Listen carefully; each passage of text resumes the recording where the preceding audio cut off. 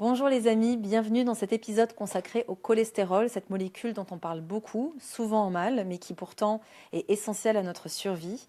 Pendant des décennies, le cholestérol a été présenté comme l'ennemi public numéro un, notamment en ce qui concerne la santé cardiovasculaire. Donc aujourd'hui, je vais vous expliquer que c'est un petit peu plus complexe que ça, qu'en réalité, le cholestérol n'est absolument pas l'ennemi à abattre, au contraire, il est essentiel pour notre survie. Et en général, quand on parle de cholestérol, on pense aussi aux œufs et à notre alimentation. Et là encore, il y a beaucoup de fausses croyances, donc on va remettre de l'ordre dans tout ça. Pour commencer, ce qui est extrêmement important de comprendre, c'est que la grande majorité du cholestérol qu'on a dans notre corps, il est produit par notre organisme. C'est entre 70 et 85% du cholestérol qui est endogène, c'est-à-dire qu'il est produit par nos propres cellules et surtout par notre foie. Et si on en produit autant, bien c'est tout simplement parce qu'on en a besoin. À commencer pour la synthèse de la vitamine D. Je vous ai fait un podcast la semaine dernière extrêmement complet sur cette vitamine, je vous invite à l'écouter. Le cholestérol, il est essentiel pour pouvoir la synthétiser et on sait qu'elle est extrêmement importante à la fois pour notre immunité, c'est-à-dire qu'elle est modulatrice, elle va éviter à la fois l'arrivée des maladies auto-immunes, en même temps elle va activer notre système immunitaire quand on a besoin de lutter contre les infections. Et puis elle contribue à l'intégrité et à la réparation de nos muqueuses, à commencer par la muqueuse intestinale. Donc sans cholestérol, pas de vitamine D, sans vitamine D, notre immunité et notre santé intestinale sont compromises. Ensuite, le cholestérol, il est fondamental pour la production hormonale. C'est le précurseur de toutes nos hormones stéroïdiennes. Donc, il s'agit du cortisol notamment, cette hormone qui nous permet de gérer le stress. On va avoir les hormones sexuelles aussi, la testostérone, les oestrogènes, la progestérone. Et puis l'aldostérone aussi, qui régule notre tension artérielle, notre équilibre hydrique. Et retenez bien ça, parce que je vais vous reparler de cette tension artérielle plus tard. Donc concrètement, réduire drastiquement le cholestérol pourrait avoir des conséquences aussi sur notre équilibre hormonal. Au niveau de notre santé cérébrale aussi, le cholestérol est extrêmement important parce que notre cerveau, c'est une très grande majorité de gras. Il y a 60 à 70% de matière grasse qui constitue notre cerveau et c'est un mélange de cholestérol et d'oméga 3. Et il faut savoir que notre cerveau, qui ne représente que 2% du poids corporel, contient 25% de notre cholestérol. Donc là aussi, il va être très important pour la structure et la fluidité neuronale. Il va permettre une bonne transmission nerveuse. Et on sait que sans cholestérol, ou si le cholestérol est trop bas, eh bien, ça peut être associé à des troubles cognitifs, de l'humeur, et même une augmentation du risque de dépression. Il agit aussi directement comme constituant des gaines de myéline, ces gaines qui protègent en fait les nerfs de A à Z et qui vont favoriser une bonne vitesse de transmission du flux nerveux. Donc là aussi, sans myéline de qualité, nos nerfs ils fonctionnent au ralenti. C'est d'ailleurs ce qui se produit quand on a la sclérose en plaques, c'est en fait une dégradation de la myéline. Le cholestérol, on le retrouve aussi dans les membranes cellulaires et notamment dans les radios lipidiques. Alors les radios, en fait, c'est comme des récepteurs qui sont sur les membranes de nos cellules et ils vont permettre en fait à nos messagers, que ce soit des neurotransmetteurs ou des hormones, de se fixer au niveau cellulaire pour moduler son activité. Donc si on n'a pas assez de cholestérol, on peut avoir on va dire une ouverture de cette serrure compromise et c'est pourquoi sans cholestérol, cette communication cellulaire ne peut pas se faire. Alors à ce stade, je pense qu'il est aussi important de comprendre pourquoi les graisses ont été tant diabolisées. Et ça date notamment des années 50. Il y a un physiologiste américain qui s'appelait Ansel Keys qui a publié une célèbre étude qui est devenue l'étude des 7 pays. En fait, il établissait une corrélation entre les consommations de graisses saturées et les maladies cardiovasculaires. Et cette étude a façonné pendant des décennies toutes les recommandations nutritionnelles qui globalement disaient il faut manger moins de graisse et diminuer le cholestérol. Mais la réalité, c'est que cette étude, elle n'a pas été faite initialement sur 7 pays, mais sur 22 pays. Et en fait, Ansel Keys a sélectionné que les 7 pays qui avaient des statistiques qui allaient dans son sens. Donc il a éliminé le reste, aussi parce qu'il était financé par le lobby du sucre, donc il avait tout intérêt à prouver par ses études que le gras, que le cholestérol était mauvais pour la santé. Et en plus de ça, des études ultérieures ont à l'inverse prouvé que certains pays, comme la France notamment, si on prend d'ailleurs l'exemple du Sud-Ouest, il y a une consommation assez élevée de graisses saturées et ce n'est absolument pas corrélé avec des maladies cardiovasculaires. Donc ces études faites dans les années 50 et Ansel Keys a grandement contribué à promouvoir l'idée qu'un petit déjeuner sucré était meilleur pour la santé, que les graisses, notamment saturées, étaient mauvaises. Et en parallèle de ces nouvelles recommandations, on a en fait vu une explosion des margarines, des graisses trans hydrogénées peroxydées sur le marché, promues par les organismes de santé. Et en même temps, on a vu les maladies cardiovasculaires et l'obésité exploser. Donc aujourd'hui, depuis quelques années, on commence tout doucement à rentrer dans un changement de paradigme parce que la recherche actuelle montre clairement que le cholestérol n'est pas un bon prédicteur des risques cardiovasculaires et on va voir pourquoi. Donc pour comprendre pourquoi, il faut déjà comprendre les causes des maladies cardiovasculaires. Et là, on va se rendre compte que c'est tout l'inverse de ce qu'on nous raconte parce que la cause première, c'est l'hypertension artérielle.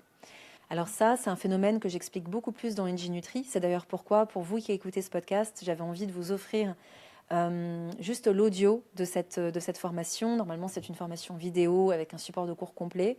Mais d'écouter l'audio permettra de compléter cet épisode-là. C'est vraiment un cadeau que j'avais envie de vous faire pour bien comprendre les liens de cause à effet, en fait. Et là, je vais vraiment plus vous faire un résumé. Donc, vous pourrez télécharger cet audio directement en descriptif de cet épisode ou en dessous de cette vidéo si vous la regardez sur YouTube. Et là, je vais vous faire le petit débrief rapide.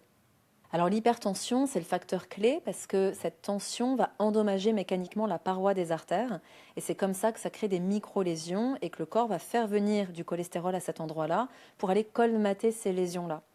Donc ce qu'il faut comprendre à ce stade, c'est que le cholestérol qui est amené, on l'appelle le cholestérol LDL parce que le cholestérol a deux taxis.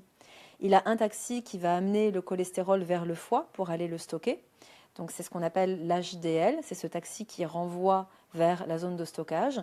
Et puis on a le cholestérol LDL qui vient chercher le cholestérol au niveau des cellules ou au niveau hépatique pour l'amener dans les zones à risque. Donc on dit le problème c'est le LDL. Mais non en fait, le souci c'est que si on a du LDL en excès, c'est juste le drapeau qui montre qu'il y a des lésions.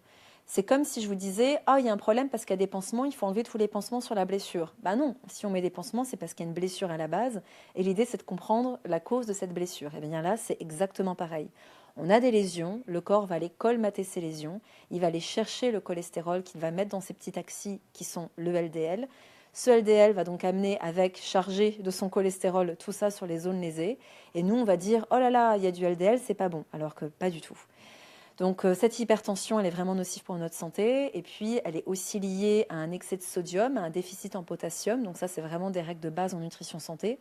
On va toujours veiller à apporter suffisamment de potassium, notamment avec les fruits et légumes, diminuer l'excès de sel, gérer le stress chronique qui est l'une des causes majeures d'hypertension. Et puis s'il y a de la résistance à l'insuline ou de l'obésité, ça va aussi favoriser l'hypertension.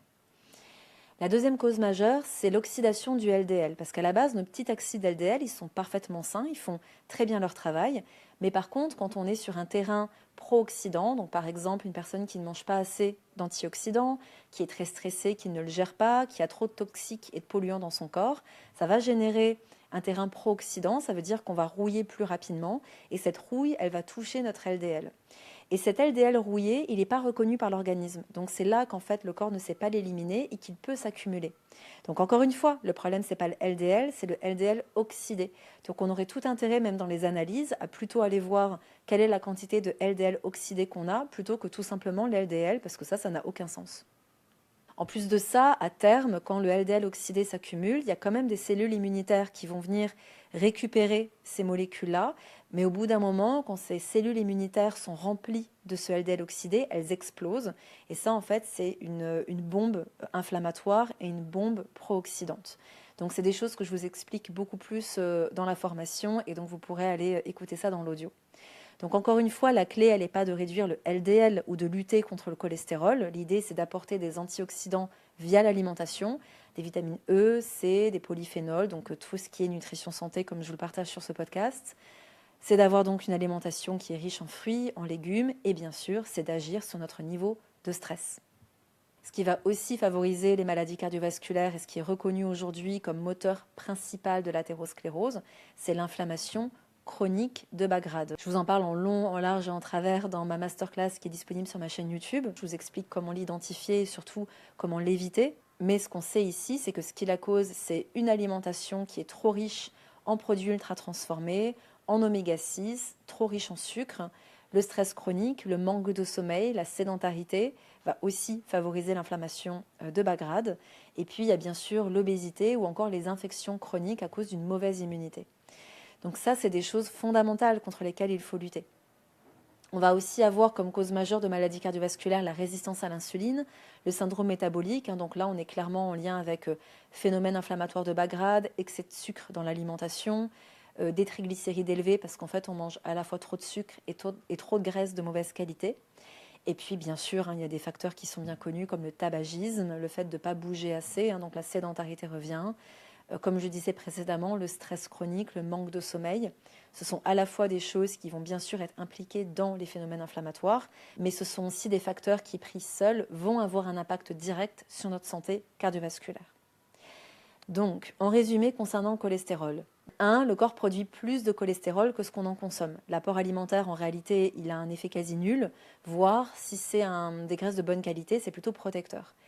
2. Le cholestérol n'est en aucun cas la cause des attaques cardiaques. C'est plutôt une mauvaise hygiène de vie qui, en altérant les transporteurs du cholestérol, donc le LDL, va empêcher son élimination. C'est seulement dans ce cas que le cholestérol peut être un problème. Et 3, les véritables ennemis de notre santé cardiovasculaire, c'est l'inflammation de bas grade, l'inflammation systémique, le stress oxydatif, la résistance à l'insuline, l'hypertension et notre mode de vie moderne en général. Donc plutôt que de diaboliser le cholestérol, on ferait bien de se concentrer sur la gestion de cette inflammation avec une alimentation santé. On ferait bien d'augmenter nos apports en antioxydants, d'intégrer des pratiques respiratoires et plus de sport pour à la fois mieux gérer notre stress et améliorer la qualité de notre sommeil. Et puis bien sûr de limiter les sucres et les aliments ultra transformés. Et ce que je pourrais ajouter, c'est que la santé cardiovasculaire aussi est multifactorielle, donc je pense qu'il est temps d'adopter une approche qui est plus nuancée et scientifiquement à jour. Voyons maintenant l'impact des œufs sur notre cholestérol, parce que là aussi c'est un vrai sujet. Déjà, chez 70 à 80% de la population, l'alimentation n'a quasiment pas d'impact sur notre cholestérol et plus particulièrement sur le LDL. En plus, au niveau du LDL, ce qu'il faut savoir, c'est qu'il y a des molécules de LDL qui sont petites et denses, qui, elles, sont problématiques dans le cadre des maladies cardiovasculaires. Et puis, il y a du LDL dont les molécules sont plus larges, plus légères, on les appelle flottantes, et elles n'ont quasiment pas d'impact sur les maladies cardiovasculaires. Et ce qui est très intéressant de savoir, c'est que on a donc 70-80% de la population qui ne réagit pas au cholestérol alimentaire, et puis le restant, les 20-30%, eux, on les appelle les hyper-répondeurs. Ça veut dire qu'on peut voir chez eux une augmentation du cholestérol s'ils mangent trop d'œufs, par exemple, ou trop de graisse. Mais ce qui est intéressant de noter, c'est qu'on va avoir une augmentation générale du cholestérol. On va avoir le LDL qui monte, mais aussi le HDL. Et en plus, le LDL qui monte, ce sont plutôt ces molécules dites flottantes, celles qui ne sont pas vraiment impliquées dans les maladies cardiovasculaires. Alors qu'au contraire, quand on consomme trop de sucre, quand on consomme des huiles hydrogénées, des margarines, des huiles trans, des produits ultra transformés, eh bien là, il y a une véritable augmentation du LDL avec des molécules qui sont petites et denses. Donc vous voyez, quand on commence à comprendre comment ça se passe, on peut commencer à changer d'avis. Aussi, au niveau des œufs, je pense qu'on oublie qu'il contient un ingrédient star qui est assez pauvre dans notre alimentation, surtout par exemple quand on est végétarien, il contient de la choline. L'œuf est la meilleure source alimentaire de choline, qui est d'ailleurs un nutriment déficitaire chez plus de 90% de la population. Or, la choline, elle est extrêmement importante pour la santé hépatique. Elle prévient la stéatose hépatique, c'est-à-dire le fait de faire un foie gras. Elle est nécessaire pour la production de ces transporteurs, notamment du LDL. Elle est un constituant d'un neurotransmetteur qu'on appelle l'acétylcholine, qui est hyper important pour notre mémoire et notre santé cognitive, mais aussi pour le développement cérébral, notamment durant l'enfance et durant la grossesse. Ensuite, ce n'est pas tant les œufs qui causent un problème, mais c'est plutôt quel est le terrain de la personne, ce qui va permettre d'expliquer comment les graisses de l'œuf vont être transformées. Par exemple, on a tendance à dire en nutrition santé, en nutrithérapie, qu'on va éviter de donner des oméga 3 à une personne qui a un terrain oxydé, qui a beaucoup de stress oxydatif, qui ne mange pas assez d'antioxydants, parce que les oméga 3 qu'elle va consommer vont s'oxyder et ce sera plus néfaste que bénéfique. Eh bien en fait c'est pareil pour les œufs. Les œufs contiennent des graisses, dans le jaune d'œuf notamment, et chez une personne qui est plutôt saine, eh bien en fait cet œuf va plutôt avoir un effet neutre, voire un effet protecteur. Mais chez les personnes qui ont un diabète qui est mal contrôlé, qui ont de l'insulinorésistance sévère, qui ont une inflammation chronique ou systémique, cette inflammation de bas grade, eh bien là en fait ces graisses pourraient s'oxyder et ça pourrait être plus néfaste. Donc un œuf consommé dans le cadre d'une alimentation anti-inflammatoire sera beaucoup plus bénéfique qu'un œuf consommé dans le cadre d'une alimentation pro-inflammatoire avec beaucoup d'aliments industriels transformés. Et il y a aussi deux facteurs extrêmement importants qui vont moduler les effets de l'œuf sur notre santé.